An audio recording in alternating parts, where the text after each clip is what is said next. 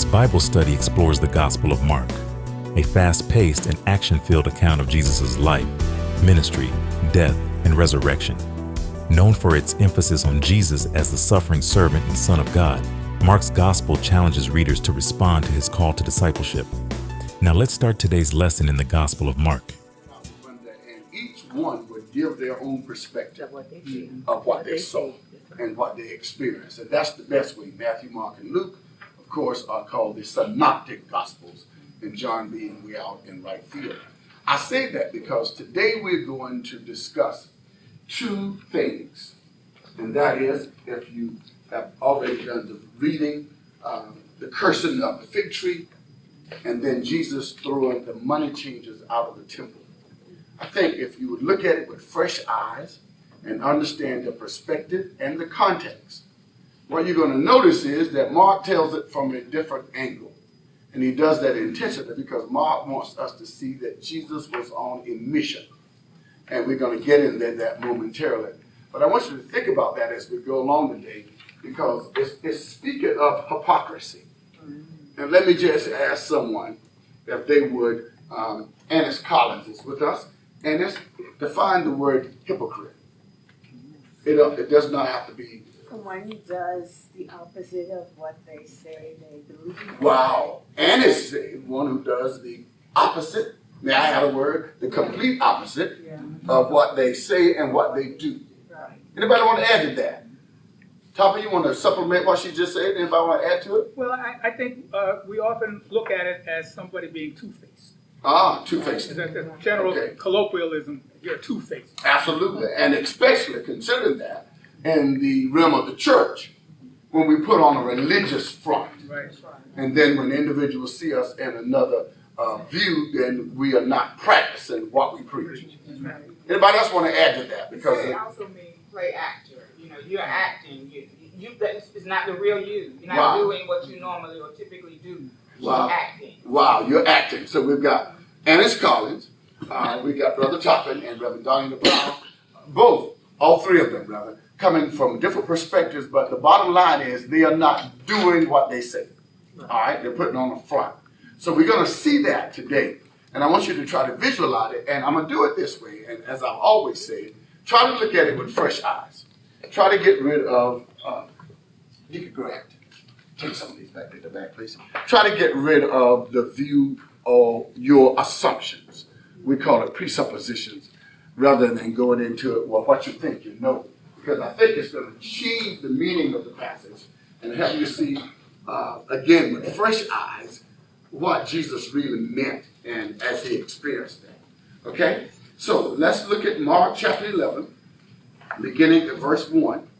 Now, most of us, this chapter presents to us what we call the coronation of Jesus. That is from Mark's perspective. If you were reading in Matthew, I don't think you would find it in a snippet in Luke, but mainly Matthew and Mark. We call it the triumphant entry of Christ.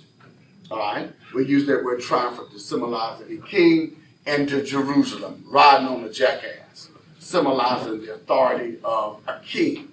But he was not dressed like a king.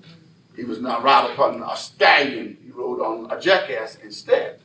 Well, think about what you know about that, and then let's hear it from Mark's gospel. Because Mark wants to tell us, look, forget about all the pageantry, the pomp and circumstance, and rather look at Jesus, the authority that he had to tell the disciples what they would find and where they would find it. That's one point. But most importantly, what he did after he arrived in Jerusalem is more important from Mark's perspective, because Mark would say, if he was standing here today, that Jesus was on a mission. That means he had an assignment. He had work to do. Okay? Any questions before we go any further? All right? So let's go. Someone that's reading. And when they came nigh to Jerusalem unto Bethphage and Bethany at the Mount of Olives, he sent forth two of his disciples and said unto them, Go your way into the village over against you, and as soon as ye be entered into it, ye shall find a colt tied, whereupon never man sat. Loose him and bring him. And if any man saith unto you, Why do thee this? say thee that the Lord hath need of him, and straightway he will send him hither. Dr. Holliday, that's powerful, because not only do we hear Jesus making his journey into Jerusalem, we hear him telling the disciples precisely What to do. what to do and what they will find. Did y'all hear that? Precisely what to do and what they will find. What did he tell them to do? To go into the Go into the village, all right? Find the coat, Find the coat, untie it, untie. loose him, and bring him. What would be specific about the coat? Never roam. He's never, yeah. Nobody's ever been on the coat. All right, my first trip to Bethany, many years ago, and we came back and named our daughter Bethany when she was born. That's where it came from. Okay? I know that's not biblical, but I just wanted to share that. So, now, how does that help you, Reverend Rusmus, hearing that Jesus told his disciples where to go and what they would find, and when they went, they found exactly what he told them. And he also told them what to say. He told them what to say. Nothing extra. All right, just tell them that the Master, the Lord, has need of them. And that statement, Reverend Brown, he was saying to them, if you say what I tell you to say, do what I tell you to do, everything will be in place and you won't get into argument. All right, Yes. to hear as a disciple, oh my God, he told us where to go. He told us what we will find if we would only go and do what he tells us to do. Any comments on that? I wish that he could make it that plain today. So now, I wish that it could be that plain today. oh, I think it's cleaner today because we have the Holy Spirit now that speaks to us. The thing about it is we got to be able to discern that it's him. Yeah. That's the part that's difficult. Oh, I understand. But I think the more your relationship increases, then the more you get accustomed to hearing the Holy Spirit. You will be able to do it just like that. Okay? Any other comments? All right. So let's go on. I have a question. Yes. Was there significance to the donkey not being ridden? Okay. Untamed. Never satisfied. Okay. And what would that animal do? Most animals Bark you off. Absolutely. But you won't have any problems if you do it the way I'm telling you to do it. Okay? Never settle for it. All right, go ahead, let's go. And they went their way and found the colt tied by the door without in a place where two ways met, and they loosed him. And certain of them that stood there said unto them, what do ye loosing the colt? And they said unto them, even as Jesus had commanded, and they let them go. Y'all hear what happened? They said what Jesus said. Elder Flowers, a lot of times we get into trouble because we don't say what Jesus said. We say what we want to say. We say what we want to say. Add to it a whole lot more. They said exactly what Jesus said, and guess what? The people didn't have any problem. All right? I'm moving because we're going to get somewhere in park in just a moment. Go ahead. And they brought the colt to Jesus and cast their garments on him, and he sat upon him. And many spread their garments in the way, and the others cut down the branches off the trees and strawed them in the way. Now, verse 8, you got to get this, and forgive me, I didn't close the parentheses on after king, but you can do it. They spread their clothes. That was an ancient practice, symbolizing that a king was coming. You put your clothes out, all right, because the king was coming. Very good. But then Mark does not want you to pay too much attention to that. We're going somewhere else. Go ahead. And they went and they that went before and they that followed cried, saying, Hosanna, blessed is he that cometh in the name of the Lord. Blessed be the kingdom of our father David that cometh in the name of the Lord. Hosanna in the highest. Okay, we got to get this. Verse 9, joy and salvation. Hosanna means save us. Okay? All right? So we hear that.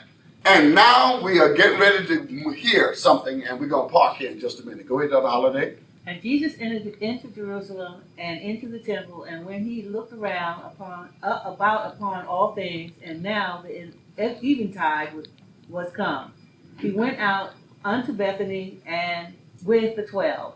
Okay, now get this. He went in the temple and did an assessment. But this time he didn't say anything. Okay, there's something going on in the temple. And then in just a moment, you're going to hear it and say the next day. So there's nothing for him to ponder, but the Bible says the next day. And that's where we pick up, Dr. Holiday. And on the morrow, when they were come from Bethany, he was hungry. And seeing a fig tree afar off, having leaves, he came, if haply he might find anything thereon. Uh-oh, let's park here. Put your pens down, pencils down, let's talk. Saw a fig tree. My grandmother Zola lives right beside us, has this huge fig tree. People in the neighborhood would come. I haven't been up there recently. I need to go because I bet it's loaded down with figs. Everybody would go and get figs off of that tree. But it's growing up over there. I'd be afraid of critters. But nevertheless, but Toppin, this is one time that we've got to think culture. You can't bring that into 2025. You got to bring it into, look at it in the context in which it was spoken, culture. Jesus was hungry. We see he was a natural man and yet a spiritual man.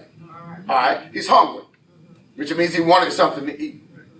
He went to the fig tree to get figs, but there were only leaves and no figs. That's a problem. Deaconess Grant, what do you hear? You have to get it right. Just what do you hear? All right, Deaconess Grant. Anna, we got you next. That's okay, Anna. You can help me out. All right, Anna, she's asking for your help. Go ahead. I think we were probably going to say about the same thing. It wasn't produced. It wasn't fruitful. Mm-hmm. Okay, it wasn't fruitful. Okay, it had leaves, but it wasn't fruitful. Had potential. Y'all get this now? Okay, don't read into it in everyday thinking. You got to look at the context of there.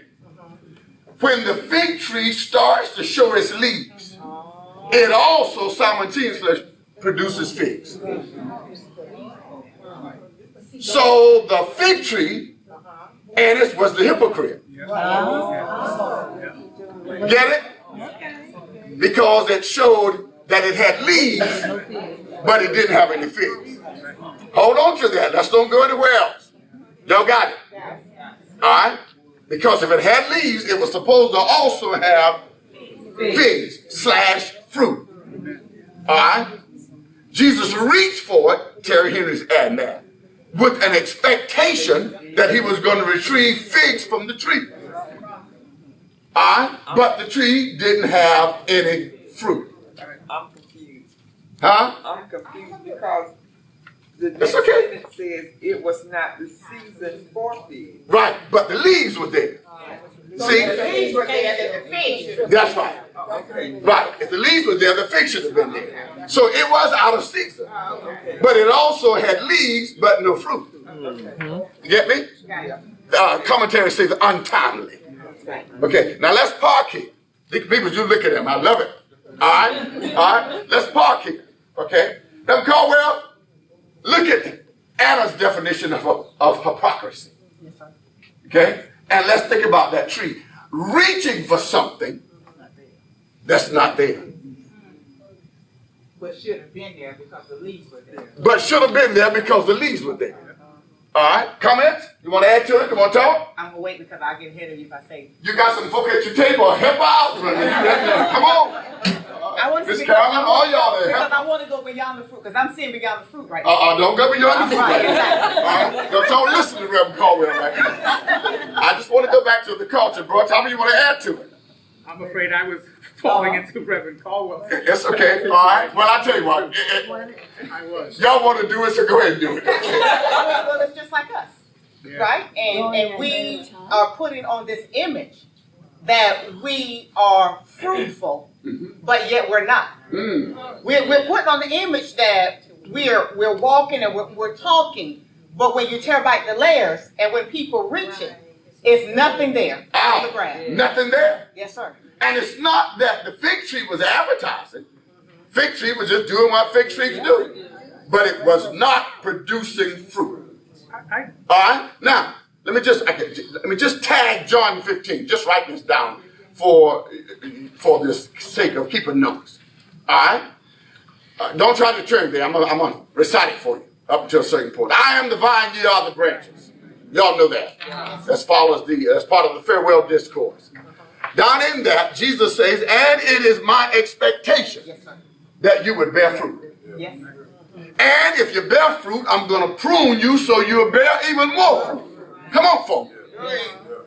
But every branch in me that does not bear fruit, Cut it off. I'm going to cut it off. Why? Miss Daniels, why would you feed nutrients to a dead branch? I really, you can preach Sunday morning. Bottom line. All right? So now let's flip. I got your topic. Let's flip now and let's see what Jesus did and why he did what he did. Go ahead. And Jesus answered and said unto it, No man eat fruit of this hereafter forever. Bottom line, can I put the Terry spin on it? You have produced nothing, and you will not produce anything from this day forward. No man. Y'all get it? No man will be able to retrieve figs from this tree anymore. And you're going to hear in just a moment that not only did he curse it, but a few verses down, it dried up because it was cursed. Brother Toppin. I was thinking that Oh, I just love this. many times when you look at this from the point of view of today, it's like a person coming into church who's not really saved, but they're coming in and they're looking to be fed. And the pastor is there, and they realize that the pastor himself does not have the bread of life in him Absolutely. to provide them Good with the example. food that they need Good once example. they've stepped across. Good example. And God would, I think he even makes mention of it in his gospel, that that person would be removed. Not the person who came in, but the pastor would be removed because he is not bearing any fruit. Comments? I hear deception. You're no longer going to be able to deceive. That was the cursing. That was the cutting off. Where nobody, because Jesus himself, I'm not going to say he was fooled, but he had an expectation that was not met. And no longer was he going to allow anybody else to walk past and have an expectation in something that was never going to be able to produce what it was supposed to. If you want to talk, Reverend Coleman, let's talk. Could it be that he was talking to Israel? Yes. Yeah. Absolutely. Oh! Absolutely. Putting on the front, putting on an image, Yes. but you're not producing fruit. Fruit. Yes, ma'am. Reverend Rasmus, I love it. Could it be that he's talking to us? Oh, absolutely. I'm going there next. All right, going there next. Because we got to look at Israel in the context of the Like scriptures. being fruit inspectors of other people's trees. Absolutely. We spend a lot of time inspecting other people's trees, but at the end of the day, he's gonna ask us personal questions. Absolutely. When Absolutely. they was hungry, did you feed them? That's right. All those Their things. clothes, did you feed them? So we love to be fruit inspectors of everyone else. But it is my responsibility in this stage of my life is to inspect Sharon. I can't expect you, Pastor. I'm gonna pray for you. Absolutely. But in this moment in my life, I gotta check Sharon Janine Reston. That's right. Because the expectation from the Lord is John 15, that you will bear fruit. Now, Angela is gifted. She is. I have my own gifts. All right? I'm not expected to produce her kind of fruit. That's it. Brenda just said it. We are expected to bear fruit. The measure, the amount is different for each one of us. But it is our responsibility to bear fruit. And this might bear one fig in a whole month. And somebody else may bear 10. But in the end, the Lord's going to hold her accountable for what she was supposed to do. I left you off just a moment ago. You want to come back now? Anna? Yeah. You good? Okay. All right. So anyone else? So the expectation was that he would be able to retrieve some figs from the tree. The tree had leaves but no fruit. Both of those would grow simultaneously, but it wasn't there. So Jesus left hungry. How'd y'all like that? Because he thought he was going to get some figs from a tree that was hypocritical. In the comments. Let's move further. Dr. Holliday, you're doing an outstanding job. And they come to Jerusalem, and Jesus went into the temple and began to cast Wait a out. minute, I think we need to talk here for a minute. Laverna, what's the temple? Church. T-E-M-P-L-E. Church, right? Place where you go Church, right? Worship. worship. She said it's a place where you go worship. All right? Supposed to be. Barbara, what happens? Laverna says a place where we go worship. What happens when it's not what it's supposed to be? What happened? Yes. It's not used for the proper cause of it. It's not used, Barbara said, for the proper cause. Y'all see what I'm doing? So let's go. So we have discussed a hypocritical fig tree. Hypocritical temple. And now let's look at the hypocritical temple. All right, Pastor. Also, Pastor, if I may just interject real quick. Now you go ahead and be ready to call it. But I just didn't want to leave this hanging. It's not being used for the purpose in which it was ordained. That's perversion. That's perversion. Right. I think somebody said intended. Right. Okay. Let's go. And began to cast them out and that sold and brought in the temple and overthrew the tables of the money changers and the seats of them that sold doves. Now I want to straighten something out for the record.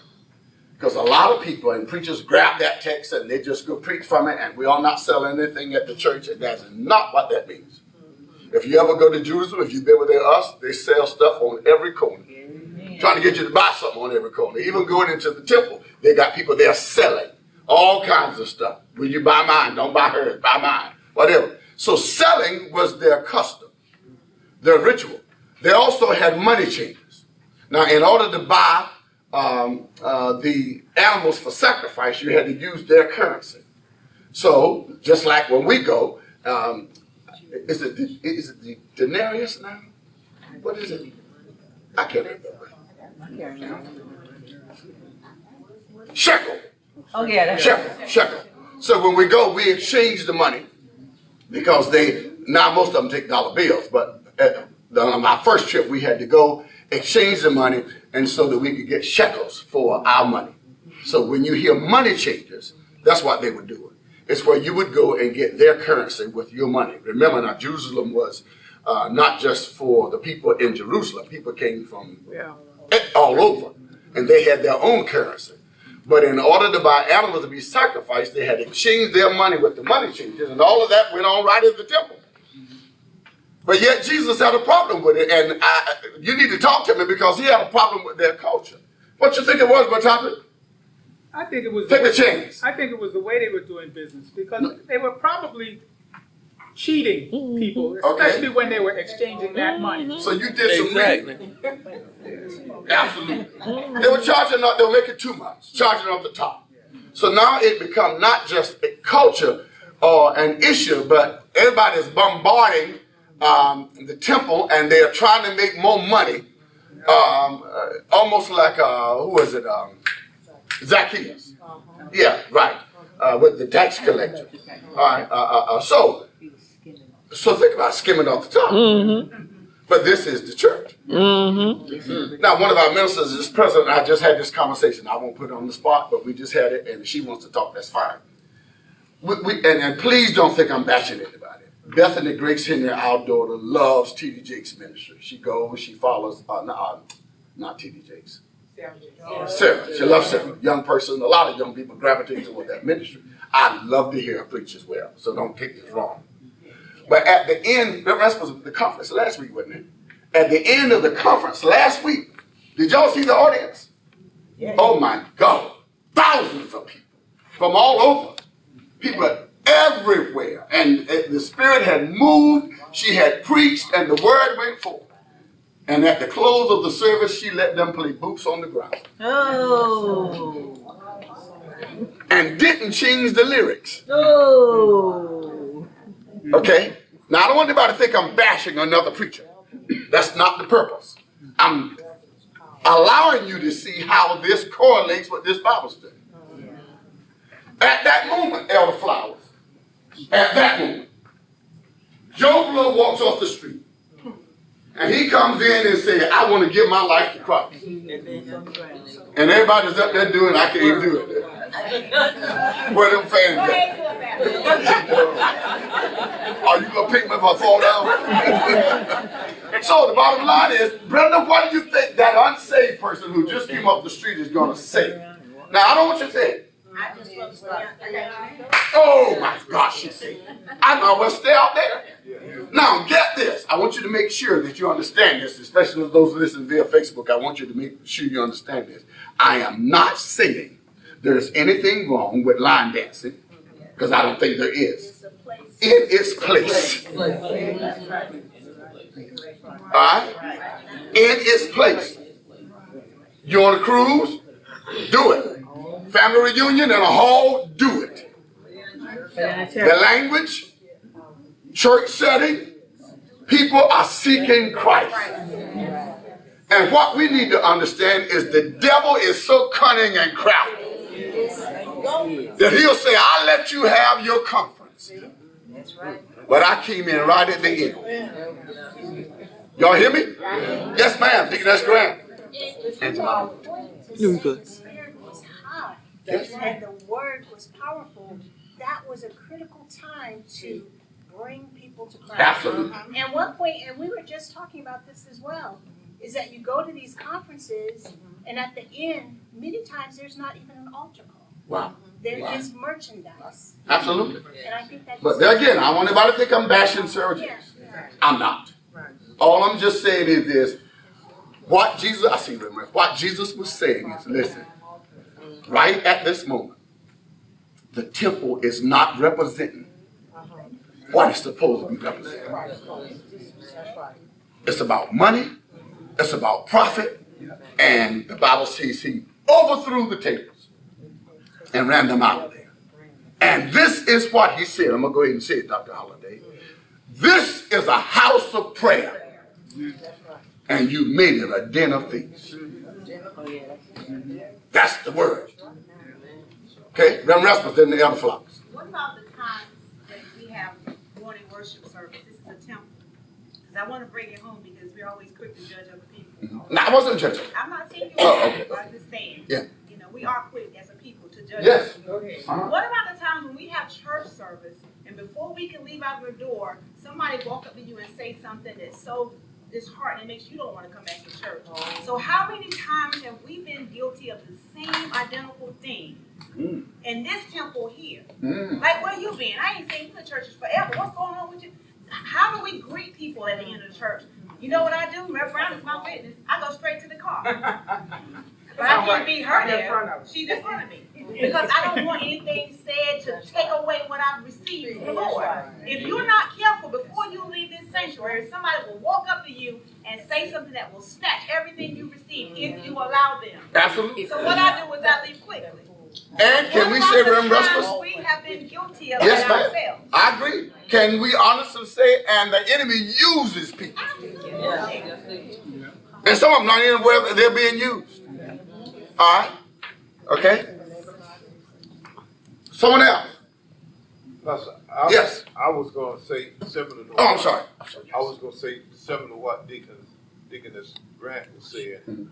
You know, when we finish our morning service, when I'm going to my car and riding home, your sermon is still resonating. The songs I'm still singing and humming them.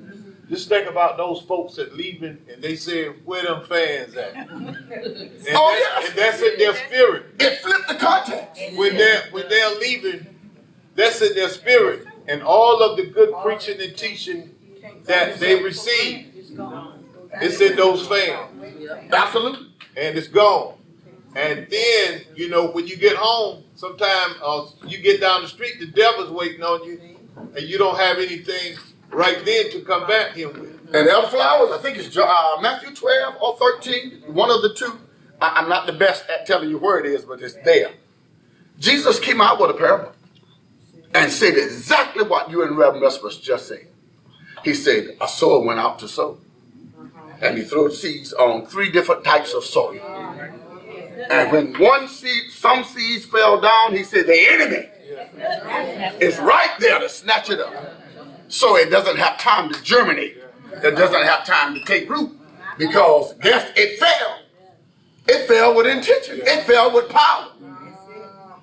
But the soil wasn't right. That's right. And the enemy was right there. And we got to be careful. All right? We got to be careful. Comments. So, got a hypocritical fig tree. The temple is not used or not being used for what it was intended to be used, this is straight from the Bible. And Jesus gets upset. All right? And the disciples are his audience. Can you imagine how they must have felt saying, wow, we saw him get upset. That's one of the few cases you say he got angry. I wonder would he be angry now if he walked into some of our church? Come on. I wonder would he frown on some of the things that we allow. I wonder would he walk out and say, this is not my house. This is a house of prayer. What verse is that, God? 17. 17. And you have made it A den of thieves. a den of thieves. Comments? Let's move on. And the scribes and the chief priests heard it and sought how they might destroy him. Oh, did y'all see it? Now I want y'all to watch my hand now because this is the turning point in Mark's gospel. Keep in mind now, we don't have but 7 more chapters to go, 6 more chapters to go, 4 or 5. All right? So Mark's going to go ahead and take us to the cross. And Deacon Mitchell, this would be the turning point because guess what? The scribes and the Pharisees were hypocritical. Because at this point, Jesus is throwing some of their folk out of the temple. Y'all missed it. And anytime you start messing with my prophet, you got to go. So at this point, they are ready to do what? Destroy him. Destroy him. Cast him out. Remember, he's on a timetable. So what did Jesus do? Look, you ain't got to kick me out. I'll leave. Go ahead, Dr. Holiday, next verse. And when even was come, he went out of the city. Oh my God, Holy Spirit just said you got to know when to leave. Yes, sir. The Bible says he went out of the city. Look, he knew that they were going to try to kill him. So he left. He's got some more ministry to do. Go ahead. And in the morning, as they passed by, they saw the fig tree dried up. Uh-oh. Didn't take long. Y'all hear it? This time the fig tree is dry. I'm done around no green foliage at this point. Everything is. Good Lord.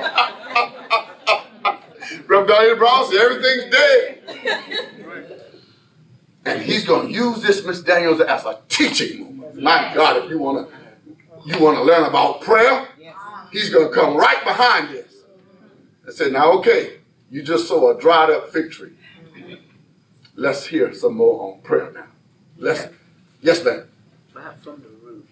From the root, Miss Daniels emphasized from the root. From the root. Yeah. Not just the top of the tree. Because if you had just, good point.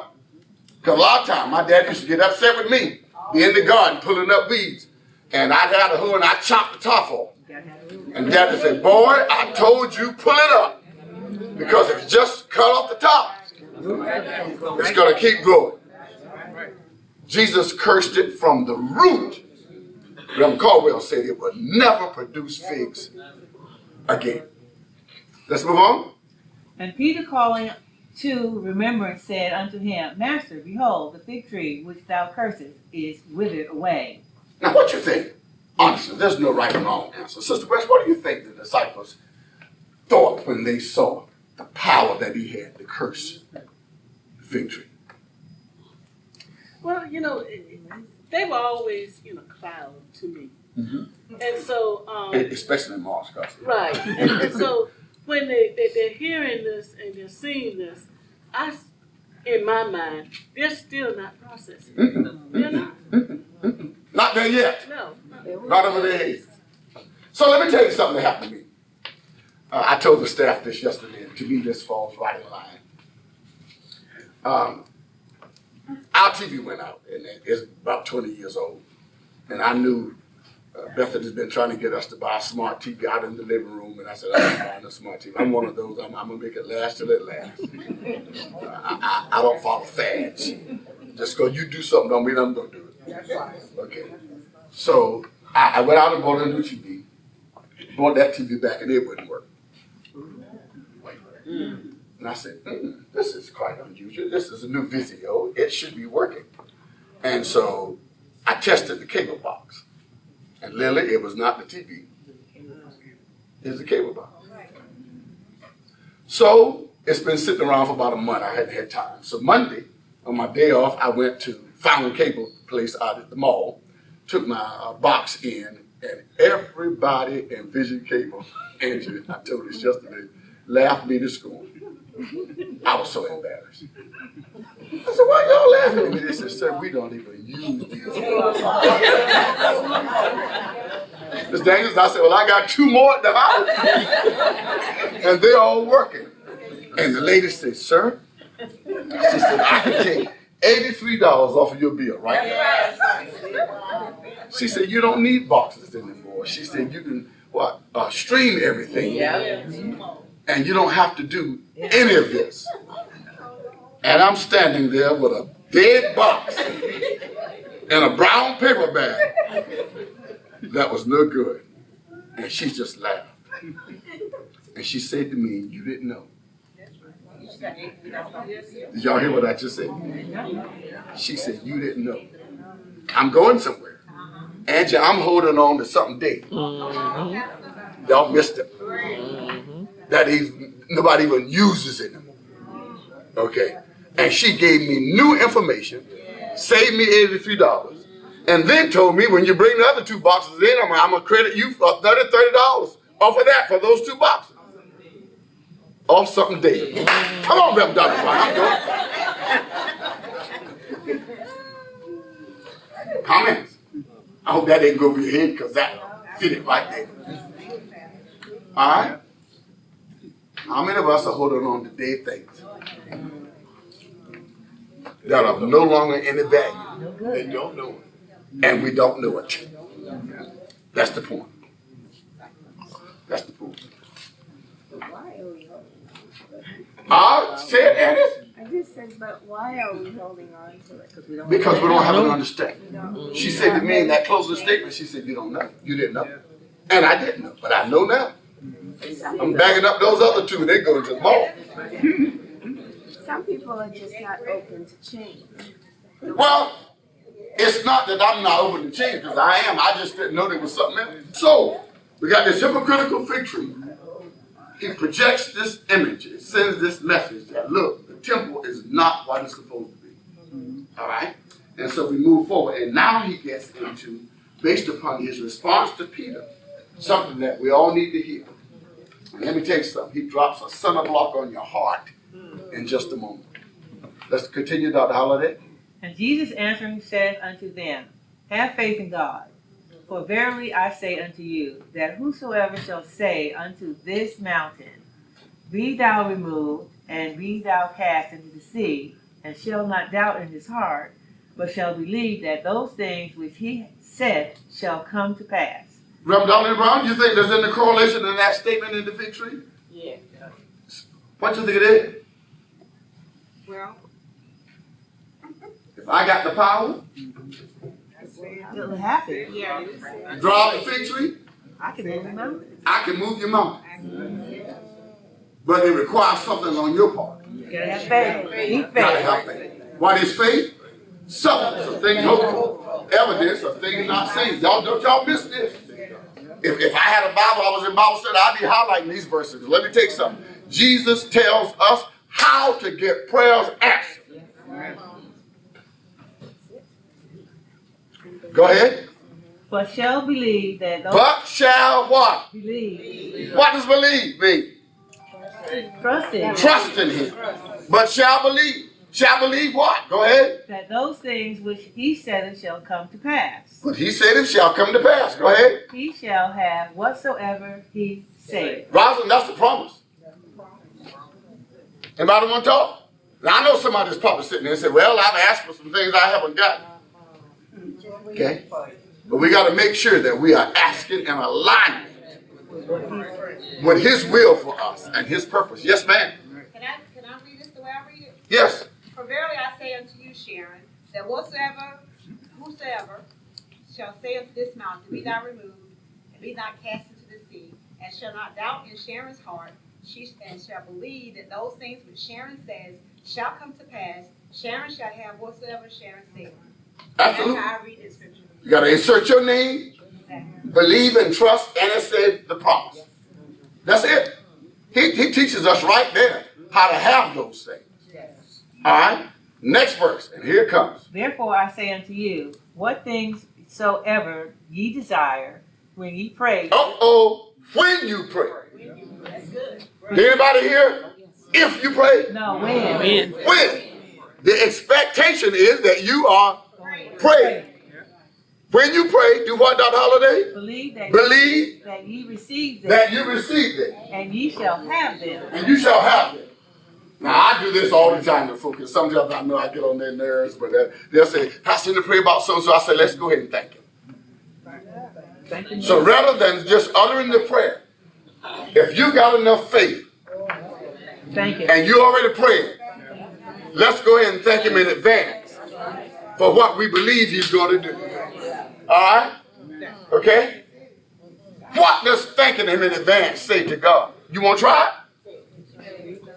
Yes. I think you just you're telling him that you have the faith and you trust him. Come on, sister.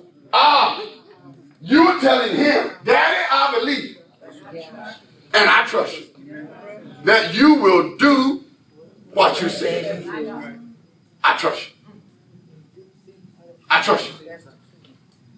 Go ahead. And when ye stand praying, forgive if ye have aught against any, that your Father also which is in heaven may forgive you. Oh my Lord. Here I am asking God for a miracle.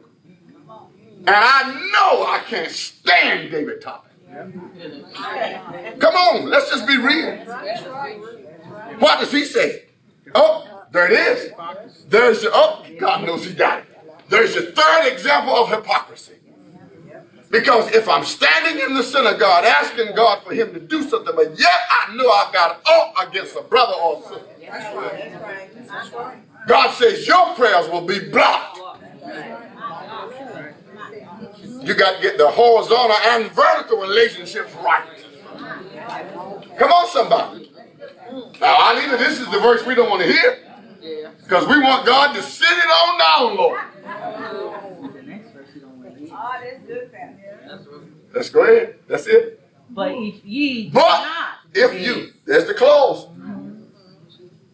neither will your Father which is in heaven forgive your trespasses. Oh my God. Can y'all believe that? That means that there are some things that can be held up You don't. because of unforgiveness. Now, I'm going to throw something out here, and don't come after me. I'm just telling you the word. He didn't say nothing about, well, but they did it to me first. You get things right between you and that brother or that sister, and God will get things right with you. That's right.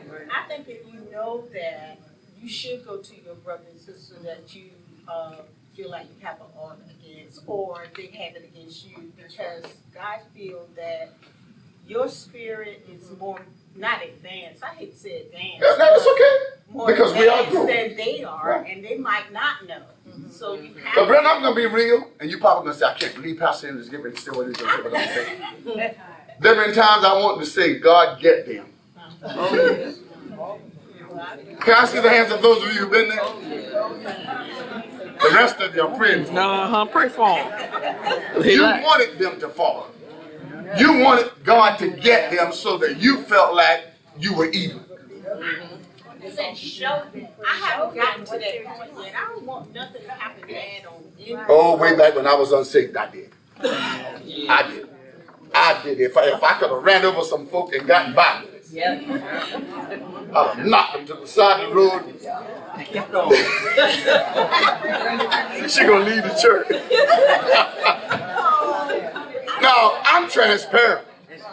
And some of you may not have felt like running them over. But there have been some times that people have gotten on your last nerve. Right. And you wanted to just... Oh, I didn't hate. I was just going on over. Y'all know I'm just saying. Go ahead, Anna. Straight this out there. One of my first scriptures that I really believed in was when God said, vengeance is mine. And then he ends and say, I will repay. Yes, ma'am. But we got to get to the point, Anna. You get out there and try to repay. You're going to mess it up. Mess up and come back double. And then you got drama that you got to pay for. That's right. Anybody else added that? Now, y'all know I was having fun. Yeah. But I'm going to tell you the truth. There's some times now. There's some things on my mind. I'm just being real. All right?